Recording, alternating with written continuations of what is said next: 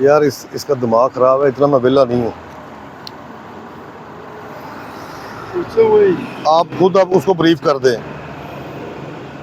Sir pictures मंगवा लूँ मैं इसकी? बेटा मैंने आपसे अर्ज की है। सर मैं आपको रिक्वेस्ट कर रहा हूँ अभी सर शावर। अब मेरी बात सुनेंगे आप? सर मैं आपको एक बतौर एक मेहमान आपको रिक्वेस्ट कर रहा हूँ सर रिक्वेस्ट को कबूल करो। खैर है, मैं बस अगला बार इस तरह नहीं होगी। मैं आपसे अर्ज कर रहा हूँ। सर आपके मेहमान हैं पिक्चर्स सर। पे कंप्रोमाइज़ कर सकते हैं सर। अभी मैं मंगवाता हूँ सर, वीडियो कॉल पे मैं आपको दिखा भी भाई सकता हूँ। अकॉर्डिंग टू लॉ बात कर रहा हूँ। या तो आप ओरिजिनल इनवॉइस डिटेन कराएंगे या अपनी गाड़ी डिटेन कराएंगे, तीसरी ऑप्शन मेरे पास है ही कोई नहीं। उसके बाद सर अभी उसके लिए शावर जाना पड़ेगा सर, और कोई मसला नहीं है सर। हाँ एक हल हो रहा है जी अगर आप विकास भाई, इसका जुर्माना कितना बनता है? 50,000 है 1 लाख है?